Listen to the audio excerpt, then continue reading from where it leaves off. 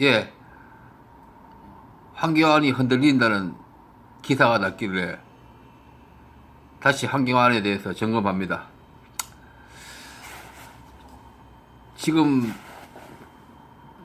박근혜가 뭔가 한마디를 했다 그런 얘기죠.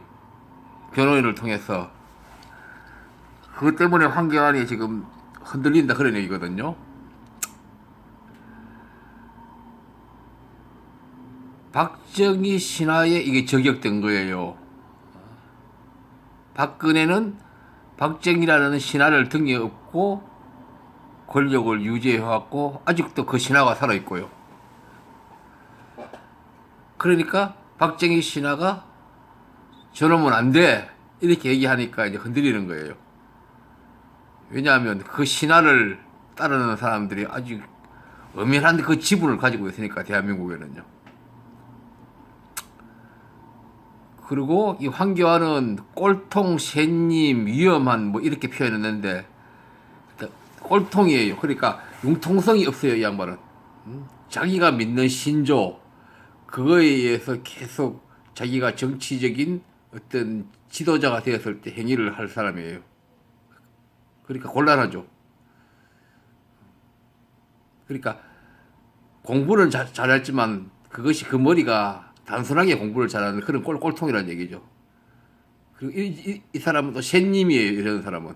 그러니까 제가 지난번 동영상에서도 이 황교안에 대해서 평가를 했지만 대한민국 정치에서 거친 황야를 헤쳐나오는 이런 사람들이 결국은 중요 정치인이 되고 대통령 되는 거는 당연히 그렇고 그런 엄연한 그런 어떤 거친 정치의 환경인데 이 황교안 같은 새님들은 그것을 버텨내기 힘들어요. 그래서 제가 한두 달 후에 또 적어도 무너질지 모른다 이런 얘기를 한 거예요. 다음에 이 황교안은 위험한 사람이에요. 왜 위험한지는 또 보도록 하죠.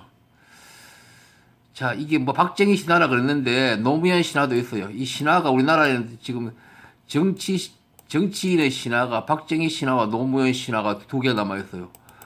물론 이 박정희 신화는 박근혜가 이어받고 있고 노무현 신화는 현재 대통령이 이어받고 있고요.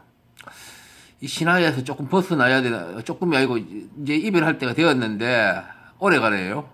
좀 오래 갈 것 같아요. 이 신화가. 이 신화라는 것은 어떤 그 국가 사회를 발전하고 진화하는데 장벽을 만드는 게 보통이에요. 걸림돌이 되죠. 그러니까 어떤 조금 더 한 번 더 진화한 단계로 국민 의식이 국가가 넘어가는데 걸림돌이 돼요. 물론 이 신화라는 것이 때로는 긍정적인 작용을 하기도 해요. 그 신화가 어떤 권력 관계에 있어서 작용을 해서 더 타락하는 것을 방지해주는 그런 역할을 하고 있고 노무현 신화 같은 그런 측면도 전혀 없지는 않아요. 그러니까 박정희 신화는 이제 과거에 그 어떤 산업화를 이루었다든지 그런 측면과 다음에 그렇게 비운으로 인생을 마쳤다는 그런 것들이 이제 합쳐서 신화가 만들어진 거고 노무현 신화도 그런 측면인데 노무현 신화는 좀 불행한 어떤 인생을 마쳤다. 그게 더 큰 측면이 있죠. 사람이 그거 죽음이 억울한 죽음이라고 했을 때 그게 일반인이 아니고 특별한 사람의 경우에 특히 신화가 만들어지는 게 보통이에요. 예. 그건 그렇고 이 황교안에 대해서 왜 집권 세력은 지난 정권의 그 수많은 어떤 중요 어떤 국가 정책을 담당했던 사람을 처벌하면서 황교안을 왜 처벌 안 했는지 저는 오래전부터 의문이었어요. 왜 그런지 모르겠어요. 분명히 그 다른 황교안을 법적 책임을 물을 있었다고 보이는데 그걸 의문이었는데 그러니까 거기서 손을 안 대고 지금까지 도서니까 황교안이가 기어 나와가지고 지금 지지를 일으키고 이러고 앉았거든요. 물론 역사적 책임은 당연히 있어요 황교안에는요. 따라서 내가 미리 결론을 얘기하는데 민주당 지지자는 이 황교안을 저격해야 돼요. 저격해야 되고 한나라당 지지자는 선택을 잘 하세요. 제가 한나라당 쪽에서는 뭐라고 얘기를 내가 주문하고 할 그 생각이 별로 없는데 선택을 잘 하세요. 한나라당 내에도 황교안보다는 선택해야 할 사람이 없지 않으니까 이 사람은 위험해요. 왜 위험한지는 제 41번 동영상에 위험한 황교안, 영웅을 쫓는 거지 근성의 발작 이런 어떤 동영상을 제목으로 동영상을 다른 것이 있는데 황교안이가 나타나니까 지지도가 갑자기 팍 올라갔는데 저거는 한국인에게 아직도 여전히 남아있는 영웅을 쫓는 거지 근성의 발작이라고 봐야 되죠. 냉정히 얘기하면요. 그러니까 뭔가 그러니까 새로운 사람이 나타나기를 자꾸 바라고 그 인간의 실체가 뭔지도 모르면서 자꾸 새로운 그 영웅을 쫓는 거지 근성이라고 봐야 돼 저거는요. 우리 정치사에 그게 너무나 많았어요. 이름을 대면 당장 여러 사람 될 수 있는데도 여러 사람 있죠. 그러니까 이 영웅을 쫓는 거지 근성이 발작하는 이유는 시민의식과 시스템이 안 되어 있기 때문에 그래요. 시민의식과 물론 시민의식이 더 중요해요. 이것이 잘 안 되어 있으니까 영웅을 자꾸 쫓고 개인을 쫓게 되는 거예요. 예? 누 개인에게 의존해 가지고 그 사람이 무슨 중요 정치인이 되면 잘 될 것 같이 이렇게 쉽게 믿어버리고 현실에서 불만들을 새로운 사람에게 자꾸 찾아다니고 그걸 방황하고 이러는 거예요. 근데 대부분 그렇게 잘 안 돼요. 그다음에 황교안이는 공안통요. 민주주의의 말살자예요. 이 사람은. 굳이 진보통합당을 헌재라는 그런 어떤 국가기관을 수단을 이용해 가지고 진보통합당을 해체시키고 그 국회의원들 직위를 다 없애버리고 그것만 굳이 지칭하는 건 아니에요. 그것도 말도 안 되지만요. 그 당시에 진보통합 정도를 대한민국의 위험한 어떤 정치 세력이라고 얘기하는 것도 말도 안 되고 더군다나 정당을 그렇게 말살하지는 않아요. 국민이 선택하도록 하는 것이지. 진보통합 정도라고 해본들 유럽 국가에 그냥 중도 정당 정도의 좌파밖에 안 돼요. 그 개명천지에 무슨 그럼 위험한 게 어디 있어요? 대한민국 같이 모든 이런 정보통신이 발달한 나라에서. 그러니까 황교안이는 검사 시절부터 이 공안통일로 계속 돌아서 그런 책도 썼고 뭐 그랬다 그래요. 국가보안법에 관한 책. 그렇게 민주주의를 모르는 여자는요. 그리고 특히 황교안이는 양지만 누렸어요. 좋은 자리만 누렸고. 그리고 기회주의자고 이중인격자예요. 박근혜를 내가 두둔하는 건 아닌데 박근혜를 별로 보호하지 않았어요. 이 친구는. 어떤 기회가 주어지니까 대행을 안 잡고 이런 식의 이 친구는요. 그러니까 박근혜가 그걸 알거든. 박근혜가 그런 동물적 감각은 빠르거든요. 그러니까 저격을 하는 거예요, 지금. 기회주의를 했다는 걸 알기 때문에. 차기가 그거 총리까지 앉혀주고 장관 좋은 자를 다 줬더니 몸으로 적극 박근혜를 보호를 하지 않았거든. 적당히 눈치껏 그냥 자기 그거 관리만 하면서 차후에 무슨 정치적 욕구 이런 것들을 계산하고 있었겠죠. 관리하면서 적당히 보낸 거예요. 자기의 그 주인이 무슨 어떻게 되든 그 피부 고민 안 한 거예요. 관심도 없었죠. 이 사람이 위험한 이유는 깔끔한 외모 가지고 있어요. 그러니까 깔끔한 외모를 가지고 있으니까 어떤 신뢰감을 가는 거예요. 말 언어도 정제되어 있어요. 그러니까 홍준표와 같이 막 떠벌리는 것도 아니고, 그러니까 잘 모르는 사람들은 이 사람에게 어떤 신뢰감을 가지고 있어 이런 거예요. 깔끔한 외모에다가 언어도 이렇게 정제되어 있고 이렇게 되어 있으니까. 이런 사람들을 이제 생각 없는 열정이라고 하는데 이명박이나 이런 사람들이 다 포함돼요. 대한민국 정치 지도자가 생각 없는 열정이 너무, 그러니까 열정은 넘치는데 생각이 없는 거예요. 그러니까 이게 국민의 어떤 그런 삶의 어려움이라든지 양극화 이런 거에 대해서 그 관심이 없는 거예요. 그냥 밀어붙이면서 막 어떤 성장 일변으로 가버리고. 이 사람은 뭐 김기춘을 생각해 보면 조금 어떤 비슷한 측면도 있어요. 뭐 그 얘기는 하려면 그렇고, 뭐 한나 아렌트 이런 얘기 있는데, 그러니까 언론 보면 깔끔하고 아주 성실하고 근면하고 그런 어떤 단순화되면 그렇게 보이는 인상이에요. 아주 성실하고 보면 근데 아무 생각이 없어요. 생각이 없기 때문에 이만이 이제 그 당시에 이제 악의 평범성 이렇게 얘기했죠. 나치즘 관계를 해가지고 막 악행을 했는데도 그거에 대해서 이제 반성하는 생각이 없다고 그렇게 이제 한 나라한테 그랬는데 이 사람도 그런 종류의 쪽의 사람이라고 볼 수 있어요. 제가 보기에는. 그래서 위험한 거예요. 그러니까 이 사람이 등장하면 공안통을 21세기에 이 대한민국의 새로운 어떤 적대적 공생, 북한하고 막 이렇게 막 적대적 공생, 공안통 이런 짓을 하고 법치주의 가고 그러니까 법을 그거 수단화하는 법치주의 이렇게 내세우고 법률 기술자에 지나지 않는 어느 테크노크에 지나지 않는 그런 법률가들 끌어모아가 정치하고 이렇게 할 것 같아요. 할 가능성이 너무 많아요. 그래서 위험한 거예요.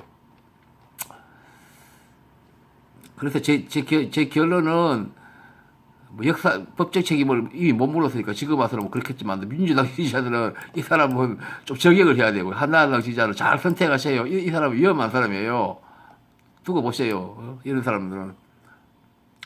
자, 제가 여기에서 41번 이거였죠.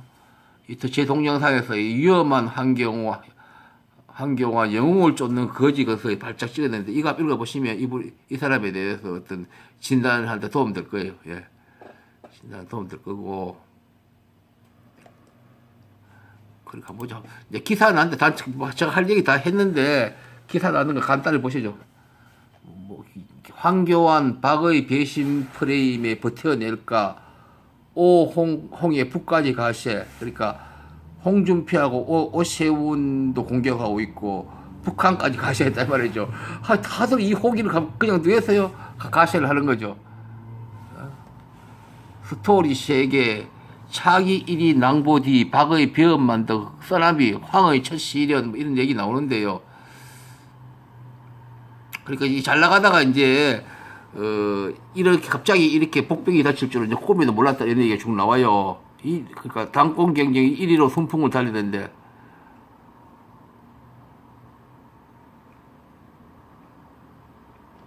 유승민 씨도 옛날에 박근혜 씨에게 그렇게 저격을 당했죠. 그래가지고 거기서 무너져가 지금도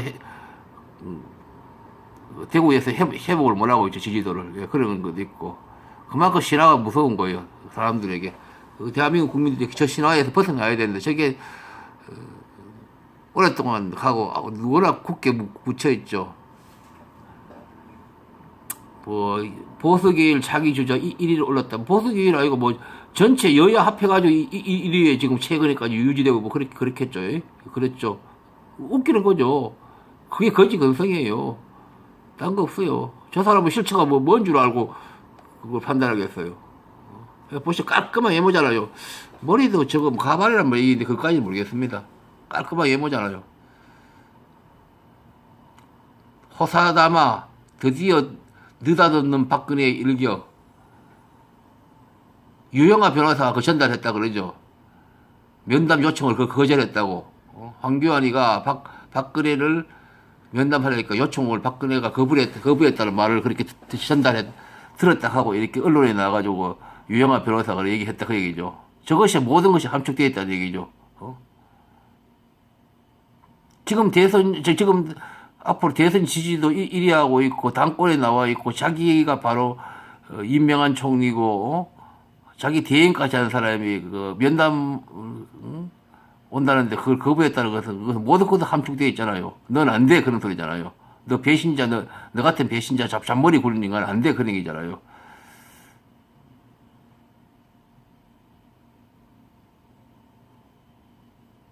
그러니까 황교안이는 화들짝 놀라면서 박 전 대통령의 도리를 다 하고 있다고 언급하니까 유영아 변호사는 황 총리가 어떤 도리를 다 하고 있는지 모르겠다. 내가 말한 것은 직접 확인하고 팩트이고 경험한 것이었다. 뭐 이렇게 대받아치고 이런 얘기죠. 그리고 북한까지 나서가지고 이제 황교안이를 이제 공격하고 그러네요. 원래 북한이 저런 짓 해요. 북한이 저 친구들이 남북 대화를 하면서도 뭐 그때 따라서 자기 정치적 이익에 따라서 남한 쪽을 공격하고 막 말도 이렇게 막 욕지거리도 하고 뭐 그래요. 그러니까 지난번 다른 동양에서 동영상에서 그랬지만 약자들은 억지도 부리고 변태도 부리고 그러는 거예요. 우리는 민족의 더 큰 차원에서 민족의 문제니까 그런 것들을 이제 감안해서 이렇게 슬기롭게 판단하고 그렇게 해야 된다 그런 얘기를 한 적이 있고요.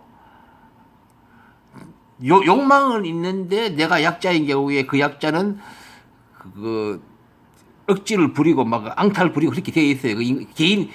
개인도 말이고 국가기관에도 마찬가지예요. 남북 관계는 이 민족이기 때문에 북한이 저렇게 또 부리고 그런 거예요. 체제 경쟁에서 우리한테 그 져버렸잖아요, 북한이요. 그러니까 내가 자본주의를 뭐 두둔하는 건 아닌데 어쨌든 간에 북한까지 나서가지고 저렇게 하고 있다. 뭐 황교안은 이제 까는 소리죠. 아이고 황교안이가 밉지 고울 리가 있겠어요, 북한이 하는 짓이 해온 짓이 있는데. 그러니까 지금 이제 이거 누굽니까 이 오세훈이 이제 하고 이거 홍발정 두 사람이 이제 경쟁자가 이제 호기를 만났으니까 이제 뭐 언론에는 그냥 둘이서 이제 다 다니라 해가지고 하면 아마 이 무너지게 할 수 있다 뭐 이런 말들 나오고 그래요. 그리고 정두원이 이 사람은 뭘 이렇게 또 나서가 또 한마디 하고 그러네요.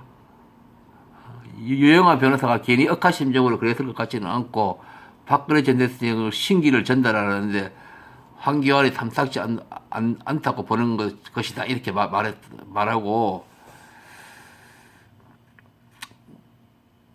황 총리가 대영식을 무슨 시계까지 만들고 그런 행위들이 박 전 대통령에게 개인적으로 좀 서운함이 남았을 것이고 어쨌든 이것은 황교안 총리한테도 악재다 뭐 이런 얘기고 악재가 계속 나올 가능성이 있고 황 전 총리가 정치권에서 검증을 받아본 적 없기 때문에 어느 정도 맷집이 있는지 그게 미지수다. 예, 이게 중요해요.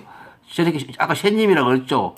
대한민국 정치에서는요 이게 물론 우리나라만 그런 건 아니지만 지구상에 그런 경우가 많지만도 특히 우리나라 같이 어떤 갈등이 많은 나라에서 특히 맷집이 많이 필요하죠. 그 대부분 중요 정치인을 버티는 사람은 맷집이 그러니까 그런 시장에서 맷집을 강하게 버텨낸 사람들이 이제 오래 살아남고 그런 거거든요. 황교안 씨 이런 사람들은 언제든지 발생할 수 있는 어떤 거친 상황에서 그 맷집이었기 때문에 두들겨 맞고 그냥 퇴장할 가능성이 있죠. 저런 사람들은. 옛날에 뭐 여러 사람이 있었잖아요. 무슨 고건 총리 다음에 유엔 뭐 사무총장 하는 사람들 그런 양반들 다 그런 사람들 안 돼요. 대한민국에서는 맷집이 없는 사람들은 이제 대한민국에서 버틸 수 없는 거예요. 그거 특히 대선 주자인 경우에는 그 대선 가기까지 그 긴 시간 동안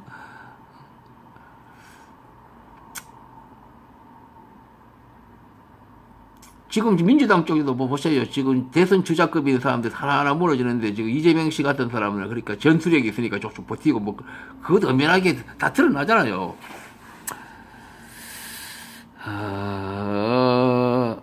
그러면서 이제 홍 전 대표와 오 전 시장이 결국 단일화를 한다면 단일화 승자와 황교안 대 구도로 가서 결국 단일화하는 사람이 이길 거죠. 이렇게 정두원 씨가 이제 자기 견해를 내는데 뭐 예, 그렇게 볼 가능성이 충분히 있죠. 그렇게 보는 것이 어쨌든 그래요. 근데 제 얘기를 하고 싶은 것은 다른 것보다도 이 황교안 씨는 위험하다는 얘기.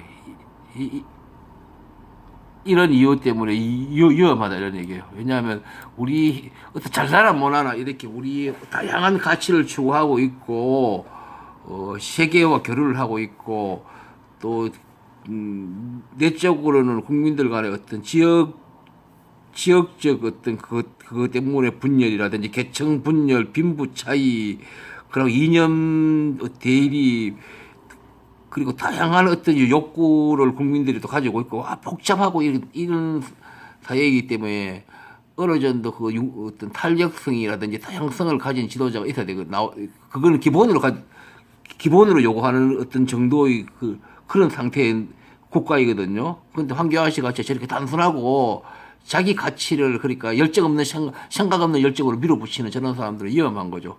그러고 기회주의적인 경향도 있고, 그러고 어떤 정치 상황에서도 버티지 못하고 중간에 무너질 가능성이 높고요. 어쨌든 위험해요. 저런 사람은 굉장히 위험해요. 그러니까 쏟기가 쉽죠. 대중들이 여기까지요. 그러니까 그러니까 민주당 지지자들은 저 사람은 아니라고 저격을 주차해야 될 거고, 한나라당 지지자는 저 사람을 선택을 하면 안 된다. 한나라당 보수 정당 자신을 위해서도 도움이 안 된다, 결국은. 왜냐면 저런 사람이 대표자로 오면 그 정당이 결국 쉽게 그거 약화되기가 쉬워요. 체력도 없고 머리에 융통성도 없기 때문에. 예, 여기까지입니다. 예.